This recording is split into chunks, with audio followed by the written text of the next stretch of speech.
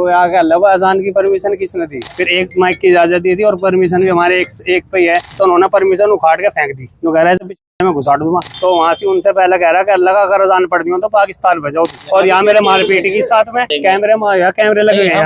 आदाब दोस्तों, मैं आपके साथ जफर सिद्दीकी, आप देख रहे हैं नेशन ट्रूथ। दोस्तों, जिस तरीके से उत्तर प्रदेश के मुखिया योगी आदित्यनाथ का ये दावा है कि जब से हम सत्ता में आए हैं, जब से हमने जो है माफियाओं को, गुंडों को सबक सिखा दिया है, सभी के सभी जो है वो सलाखों के पीछे हैं। लेकिन कुछ लोग वर्दी की आड़ में किस तरीके से गुंडागर्दी करते हैं।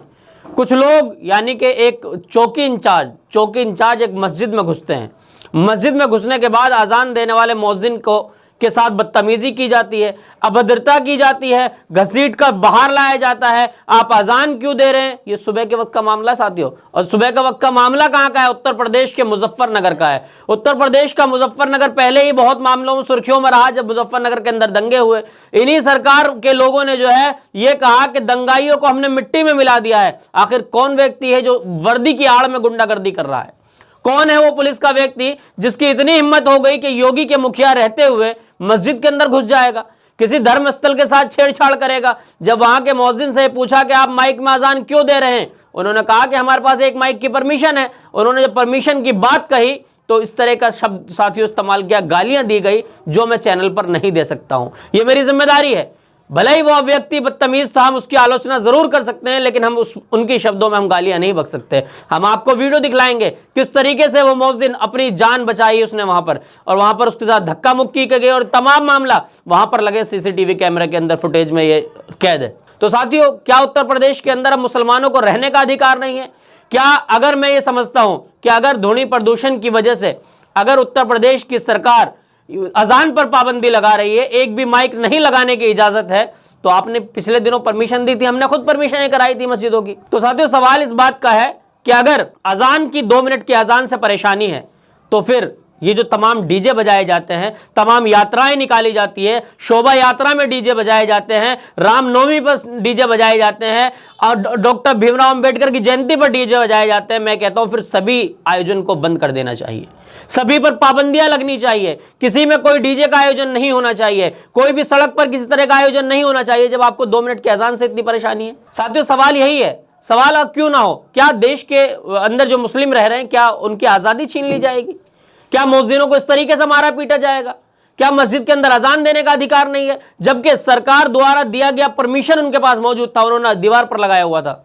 ये कह रहे हैं कि इसको आपने जो है घूस लीजिए, वो मैं वर्ड नहीं बोल सकता। साथियों, मैं पहले आपको वीडियो दिखलाऊंगा जो वहां पर सीसीटीवी कैमरे में फुटेज है, जो सीसीटीवी कैमरे के अंदर कैद है, वो वीडियो आप देखिए, आपको समझ में आ जाएगा किस तरीके से मौजिन को वहां पर घसीट कर बाहर निकाला जा रहा है। पहले इस वीडियो को देखिए साथियों आप। खैर, आपको मैं स्क्रीन पर लगा दे रहा हूं वीडियो, समझ में आ जाएगा किस तरीके से वहां पर अभद्रता की जा रही है। ये तमाम चीजें उत्तर प्रदेश से निकल कर आई है। उत्तर प्रदेश के अंदर कुछ दिनों बाद चुनाव है, यानी कि 2027 के अंदर उत्तर प्रदेश का इलेक्शन है। उससे पहले तमाम लोग जो है राजनीति कर रहे हैं, कुछ लोग जो है हवाबाजी करते हैं, वो ये समझ रहे हैं कि हम सत्ता में हैं। सत्ता हमेशा किसी एक की नहीं होती है। योगी आदित्यनाथ जी, आपने किस तरह का एक्शन लिया उस पर? उस पुलिस वाले के खिलाफ आपने किस तरह का एक्शन लिया? सवाल इस बात का है। क्या अगर मैं इस बात का समर्थन नहीं करता किसी मंदिर के साथ छेड़छाड़ हो, किसी गिरजाघर के साथ छेड़छाड़ हो, किसी गुरुद्वारे के साथ छेड़छाड़ हो, किसी मस्जिद के साथ छेड़छाड़ हो, ये सभी धर्मस्थल है और हर आदमी की एक आस्था जुड़ी होती है अपने धर्मस्थल से। क्या मस्जिद के मौजिन के साथ मारपिटाई की गई, मुसलमानों के अंदर आक्रोश नहीं है? क्या मुसलमान चाहकर वो सड़कों पर नहीं आ सकता? मैं किसी को भड़का नहीं रहा हूं, लेकिन उत्तर प्रदेश के मुखिया आप बताइए, क्या आपके रहते किसी पुलिस वाले की कैसे हिम्मत हुई? क्या उस पुलिस वाले को ऐसी ऐतिहासिक सजा नहीं दी जानी चाहिए? सिर्फ उसको जो है लाइन हाजिर कर देना, उसको ड्यूटी से निकाल देना, यही उसकी सजा है? उसके खिलाफ कड़े शब्दों में उनकी निंदा करनी चाहिए और उनके खिलाफ ऐसा एक्शन लेना चाहिए कि किसी दंगाई की यह हिम्मत ना हो कि वो मस्जिद के अंदर इस तरीके से घुस के किसी के साथ बदतमीजी करे। साथियों, मैं आपको उनकी खुद जुबानी की वीडियो सुनाऊंगा जो वो खुद बता रहे हैं, अपनी आप बीती उन्होंने बताई। वहां पर जमीयत उलमा हिंद के लोग पहुंचे, जमीयत उलमा हिंद के लोगों ने उनको तसल्ली दी, कप्तान से किस तरह की बातचीत की, वो तमाम चीजें हैं। पहले मैं आपको वीडियो दिखाऊंगा जो मौजिन साहब ने अपनी आप बीती खुद बतलाई है। अजान पढ़ के मैं यहाँ से 2 लड़के पहले ही खड़े थे पुलिस वाले, तो उन्होंने कहा अजान नहीं हो गया। मैं कहा अजान तो होने वाली है, तो मैंने अजान पढ़ दी जाके। तो मैं जैसे अजान पढ़ के यहाँ गल्ला रख रहा था, तो आते ही उसने पता नहीं उन्होंने पुलिस वालों ने उन्होंने फोन करके यहाँ बुलाया, तो जब भी 3-4 और आ लिया दरोगा आ लिया, तो यहाँ क्या लगा अजान की परमिशन किसने दी? मगर अजान से पहले से ही हो रही, पहले माइक पे हमारे होते और माइक लगे थे, हमने उतार लिया उनके कहने से ही। फिर एक माइक की इजाजत दी थी और परमिशन भी हमारे एक पे ही है, तो उन्होंने कह लिया परमिशन कहाँ है, मगर ये लग रही, तो उन्होंने परमिशन उखाड़ के फेंक दी। कह रहे घुसाट दूंगा परमिशन को भी तुम्हारी। उन्होंने जाके जब ये हमारे साथ ही अंदर गए नमाज के बाद, तो वहां से उनसे पहले कह रहा कि अल्लाह का अगर अजान पढ़ दी हो तो पाकिस्तान भेजो, यहाँ तुम्हारा कोई काम नहीं है। दरोगा ने कही ये बात उसने, जिसने मेरे बजाय आया सी, और यहाँ मेरे मारपीट की साथ में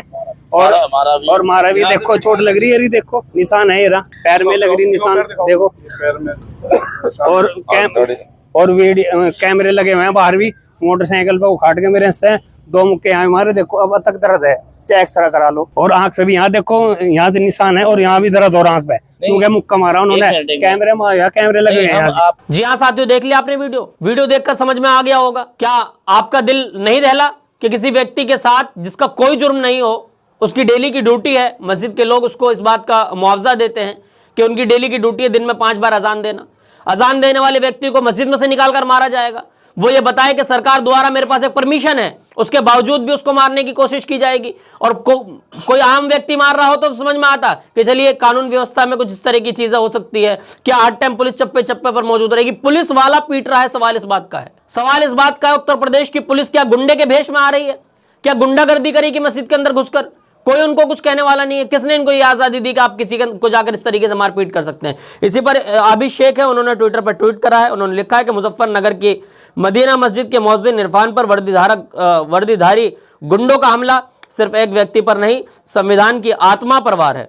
सही लिखा है इन्होंने। संविधान पर क्या वार नहीं है? संविधान इसकी आर्टिकल 25 हमें इसकी इजाजत देता है कि हम किस तरीके से खा सकते हैं, क्या पहन सकते हैं, ये सब हमारी खुद की फंडामेंटल राइट्स है, हमारी खुद की आजादी है। क्या हमारी आजादी पर आप जो है इस तरीके से रोक लगा देंगे? मैं ये समझता हूं कि मेरे तेवर तब भी साथियों ये रहते क्योंकि मैं एक पत्रकार हूं। अगर किसी मंदिर के साथ छेड़छाड़ होता, किसी मंदिर के साथ, अभी पिछले दिनों मैंने मंदिर के ऊपर कई स्टोरी करी है, जब सरकार द्वारा मंदिर तोड़े जा रहे हैं, हमने मंदिर का भी विरोध किया है। मंदिर हो, मस्जिद हो, किसी भी के साथ जो है छेड़छाड़ करना वो ठीक नहीं है। झंडे वाला मंदिर दिल्ली के अंदर जो 1400 साल पुराना है, आरएसएस की पार्किंग की वजह से उसको तोड़ने की कोशिश की, हमने उसका भी विरोध किया। आपने देखा होगा हमारे चैनल पर। लगातार हम इस तरह के मुद्दों पर बोलते हैं।